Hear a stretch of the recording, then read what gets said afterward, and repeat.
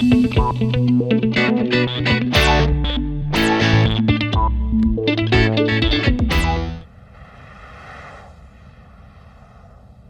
know what? Pag may problema ako, isang lugar lang yung pinupuntahan ko palagi. Tuwing pupunta ako doon, nare-relax ako. Natatanggal yung pagod ko. I'm sure magugustuhan mo din doon. Kasi napapansin ko kanina pa parang depressed ka rin eh. Ganon. O sige, game. Saan ba tayo?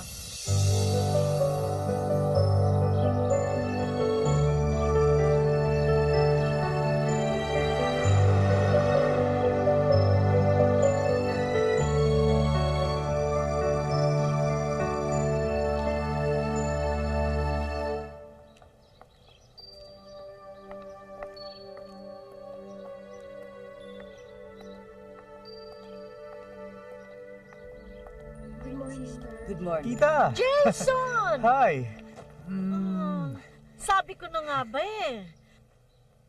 Alam mo ba, kagabi, nung nagko-contemplate ako, ikaw ang biglang pumasok sa isipan ko. Sabi ko, Lord, in trouble na naman ang pamangking ko. Please naman, dalhin mo uli siya rito, pareho ng dati. Tungkol na naman ba sa girlfriend ng iyong ipinarito? Siya ba? Ay, naku, hindi po. Oh, tita, this is my friend, Carol. Hello, Hi. good morning po. Good morning. Ang ganda namang friend nito, ha, Jason? Tita, gusto niya rin kasi mag-reflect dito for the weekend. Ha? Good! Alam mo, yan ang kulang sa mga kabataan ngayon. Parati na lamang silang on the move. Wala nang time to pause and reflect. Jason, wala akong kadala-dalang damit. Damit? That's okay, Iha. Kasi dito naman, you hardly need anything. All you have to do is let go of all material things. Halika, halika. Let's go. Okay. Diyos ko naman, ano ba itong napasukan ko?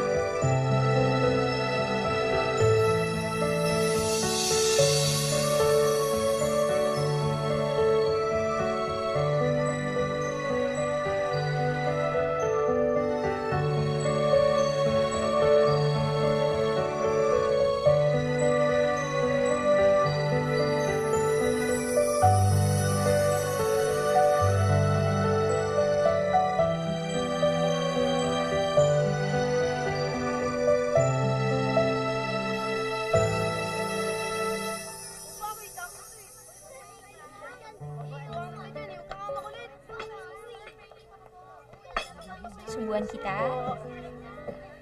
Sige na. Sige na. Oh, hindi ba doon ka nakaupo? Oh, sige. Halika, halika.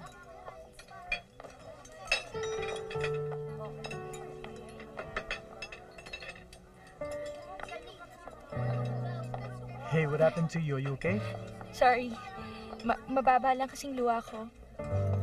Wala. Naawa lang ko sa mga bata. Don't worry. Hindi naman sila pinababayaan dito sa kumbento eh. Alam mo, ang dami ko ng parties na na-organize, pero wala nang tatapat dito sa ginagawa ni Mother Terine. Oo nga eh.